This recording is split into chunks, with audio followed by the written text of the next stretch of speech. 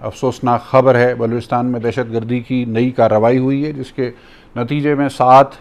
جوان ہمارے جو ہیں انہوں نے مادر وطن پر اپنی جان قربان کر دی۔ یاد رہے کہ ایک ہفتہ قبل بھی تقریباً بلوچستان میں اسی نوعیت کی ایک کارروائی ہوئی تھی، اس وقت کہ جب IED سے حملہ کیا گیا تھا سیکیورٹی افواج کی گاڑی کے اوپر جو پیٹرولنگ کر رہی تھی۔ اس مرتبہ بھی IED کا استعمال ہوا سیکیورٹی افواج کی گاڑی کے اوپر حملہ کرنے کے لیے۔ بتایا جا رہا ہے کہ مچھ میں دہشت گردوں کا FC کی گاڑی پر حملہ ہوا اور کیچ میں بھی فائرنگ ہوئی۔ تو مچھ اور کیچ یہ 2 ریجنز بلوچستان کے ایسے ہیں جو پچھلی مرتبہ بھی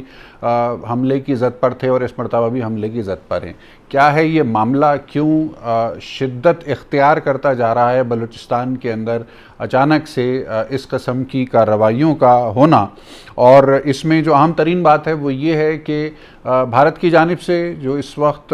موقف اختیار کیا جا رہا ہے کشمیر کو لے کر، پچھلے سال اگست کے مہینے سے جو وہاں لاک ڈاؤن ہے جس کے اندر اب مزید سختیاں کر دی گئی ہیں، اس لاک ڈاؤن کے ساتھ ساتھ پاکستان کو گاہے بگاہے براہ راست یا انڈائریکٹلی اپنے میڈیا کے لوگوں کے ذریعے سے دھمکیاں بھی دلوائی جا رہی ہیں، اور خاص طور پر بلوچستان کے خطے کو ڈی اسٹیبلائز کرنے کے دعوے کیے جا رہے ہیں۔ بلوچستان کے سرکردہ سیاسی لوگوں سے مبینہ طور پر رابطوں کا دعویٰ کیا گیا بھارت کی جانب سے، ان کے کچھ ریٹائرڈ سرکاری اہلکاروں کی جانب سے ٹی وی کے اوپر، اور اس کے بعد پھر ہم نے دیکھا کہ یہ ہم دو کی کارروائی میں شدت بڑھتی چلی گئی۔ کیا تانے بانے ان کے آپس میں ملتے ہیں؟ کس قسم کی میسیجنگ ہے جو بھارت کی جانب سے اس وقت ٹریک 1 اور ٹریک 2 کے اوپر ہو رہی ہے؟ اس کا جائزہ لینے کی کوشش کریں گے ہمارے ساتھ ایئر مارشل صاحب۔ بلوچستان ایک فیوریٹ سبجیکٹ ہے را کا، اور را کو شاید بلوچستان کے علاقے میں کام کرنے کا بہت عرصے سے ان کے پاس ٹاسک بھی ہے۔ میں سمجھتا ہوں کہ بلوچستان میں 2 عوامل جو ہیں وہ متحرک ہیں۔ ایک تو جیسا کہ آپ نے ذکر کیا کشمیر کا، دوسرا ہے سی پیک۔ اچھا، کشمیر سے شروع کرتے ہیں، اور جیسا کہ آپ نے کہا کہ بھارتی حکومت را بالخصوص اور پھر کلبھوشن یادیو اور پھر حالیہ جو بیانات آتے رہے ان کے ریٹائرڈ آفیشلز کے بلوچستان میں کارروائیوں کے بارے میں، اس کی ابتدا ہم یوں کرتے ہیں کہ بلوچستان کی سرزمین جو ہے پچھلے 50-60 برسوں سے ایک اکھاڑا بنی رہی ہے مختلف طاقتوں کا، بیرونی طاقتوں کا، جنہوں نے سرزمین کو استعمال کیا ہے اپنے اپنے مقاصد کے لیے پاکستان کے خلاف۔ اور پھر حالیہ میں ہم دیکھتے ہیں کہ چند برس پہلے مودی صاحب نے اپنی ایک ریپبلک ڈے کی تقریر کے دوران کہا تھا کہ وہ بلوچستان میں پاکستان سے بدلہ لیں گے یا کشمیر کے سلسلے میں پاکستان کو سبق سکھانے کی کوشش کریں گے۔ ایک طرح سے انہیں پاکستان کو تنبیہ کی تھی اور یاد دہانی کرانے کی کوشش کی، جس سے ہم یہ اخذ کر سکتے ہیں کہ بھارت اس انتہائی اعلیٰ ترین سطح پہ انوالوڈ ہے بلوچستان کے سلسلے میں۔ اور لیکن دیکھنا یہ ہے کہ فی الحال نقصان پاکستان اٹھا رہا ہے، اور بھارت اپنے بیانیے میں قائم ہے کہ کشمیر میں جو بھی آزادی کی کارروائیاں ہو رہی ہیں وہ دراصل کشمیری نہیں ہیں، وہ پاکستان کی طرف سے بھیجے گئے گھسپیٹھی ہیں بقول ان کے، جو یہ کارروائیاں کر رہے ہیں، اور اپنے عوام کو بتانے کے لیے اور پھر دنیا کو جتانے کے لیے کہ ان کے اپنے بیانیے کے مطابق کہ یہ کارروائیاں اصل میں پاکستان کرا رہا ہے۔ اس کے 2 مقاصد یہ ہیں، ایک تو آف کورس کشمیر میں اپنا تسلط مضبوط کرنا، دوسرا پاکستان کو بدنام کرنا۔ اور اب صورتحال یہ ہے کہ ہمارے ہاں حال ہی میں یہ جو دہشت گردی کی واقعات ہوئے ہیں، یقیناً پاکستان کو نقصان پہنچا، ہماری انتہائی قیمتی جانیں قربان ہوئی ہیں، اور اس سے ظاہر ہے کہ پاکستان کے سیکورٹی فورسز کا morale پہ افیکٹ پڑے گا، پاکستان کے عوام کے morale پہ افیکٹ پڑے گا، اور بھارت کے عوام یہ ہے کہ اس بیانیوں کو تقویت ملے گی کہ پاکستان کا جو صوبہ ہے اس میں صورتحال جو ہے وہ اس قدر بے قابو ہو چکی ہے کہ حکومت پاکستان یا پاکستان کی سیکورٹی فورسز وہاں پہ امن امان قائم نہیں کر پا رہی، اور وہاں پہ جو مقامی طور پہ جو تحریکیں ہیں وہ تقویت پکڑ رہی ہیں۔ اور اس میں اب دیکھنے کی بات یہ ہے کہ اس صورتحال کو ہمیں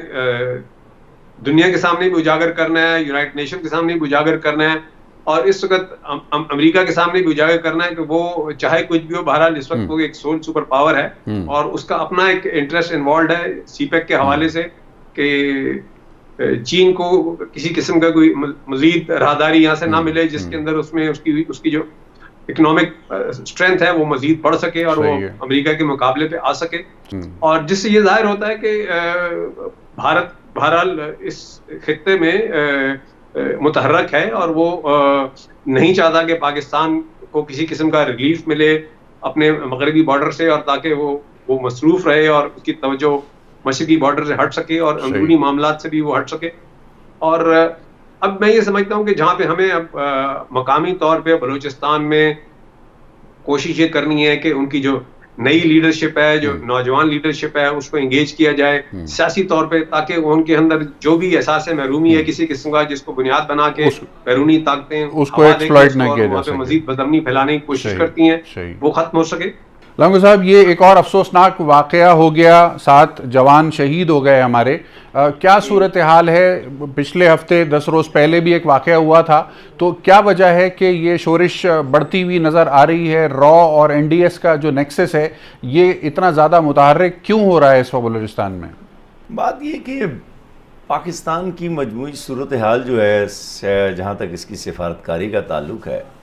اس میں ایک بہت بڑا مسئلہ ہمیشہ سے یہ رہا ہے کہ بین الاقوامی سطح پر جو متحرک اور فعال قسم کی امداد اپنے دوستوں کی شکل میں ملتی ہے، تو میں سلامتی کونسل کا ذکر کر رہا ہوں جی، تو وہاں پر چین کے علاوہ آپ کو کوئی دوسرا ملک نظر نہیں آتا. صحیح ہے. اسی طرح یہ بڑا مضبوط کیس تھا جب یہ عالمی عدالت میں گیا ہے کلبھوشن کا، لیکن اس میں بھی تقریباً آدھوات قسم کا فیصلہ آیا ہے، پوری طرح آپ ہمارے حق میں نہیں آ سکا. درست کہا آپ نے. اور وہاں جو جج بھی تھے، ان کے گفتگو، ان کا مکالمہ، ان کے انداز، ساری باتیں سب دیکھ کر، اور جبکہ اتنی بڑی شہادت موجود تھی، اس کے پاسپورٹ جس طرح کے تھے، سب چیزیں تھیں، تو میں مجموعی طور پر اس ساری صورتحال کو دیکھتے ہوئے ایک تجزیہ کار کے طور پر یہ کہتا ہوں کہ پاکستان کا مسئلہ اصل میں یہ ہے کہ ہمیں اپنے معاملات کو ہندوستان کے ساتھ دامے درمے قدمے سخنے، بندوق، توپ، جنگ، محدود جنگ، تحریک آزادی کشمیر کی مدد، جس طرح بھی جس شکل میں بھی کرنا ہے ہمیں خود ہی کرنا پڑے گا. اور یہ جو واقعات جن کا ذکر ہمارے ابھی ساتھی کر رہے تھے ٹی وی پر، اور جن کی طرف آپ نے بڑے واضح طور پر اشارہ کیا، اور بڑے بڑے واقعات ہو رہے ہیں، ساتھ ساتھ افواج کے لوگ مارے جا رہے ہیں، یا ایف سی کے یا دوسرے لوگ، اور ایک ہی جگہ نہیں، تو پوری سرحد پہ ہو رہا ہے یہ. ایران افغانستان دونوں کی سرحدوں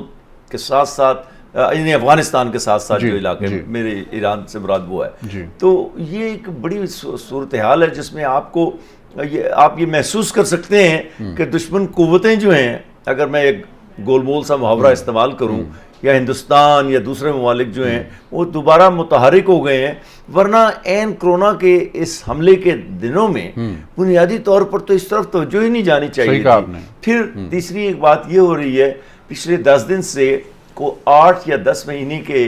بعد ہندوستان کا میڈیا دوبارہ پاکستان کی طرح متحرک ہوا ہے بڑی تیزی کے ساتھ. سچو بڑی بار روزانہ ایک دن چھوڑ کر اے بی پی ٹیلی ویژن اور آج تک اور دوسرے چینل جو ہیں انہوں نے پاکستان کو دوبارہ نشانہ بنایا ہوا ہے.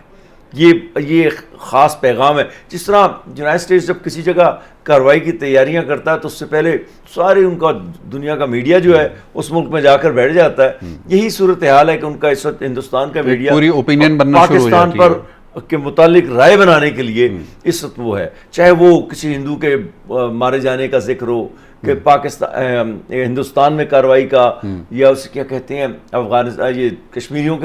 کی تحریک آزادی کے متعلق مسلسل، یا وہ ریاض نائکو والا واقعہ اور دوسرے تیسرے. تو یہ آپ دیکھیں کہ یہ صورتحال ایک دم تیزی سے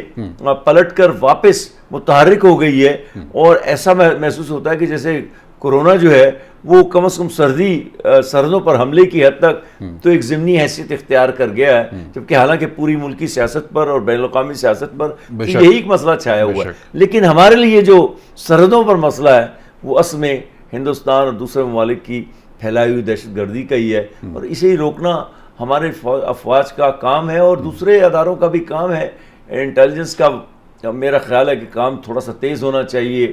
جو پہلے ڈپلائمنٹ جس طرح تھیں جن سے فرق پڑا تھا زیادہ، چاہے وہ انٹیلیجنس کے لوگ ہوں یا افواج کے، اس میں کچھ ترمیم کی ضرورت محسوس ہوتی ہے. ورنہ ظاہر ہے کہیں نہ کہیں سے تو کسی کو خلا ملا ہے تو اس نے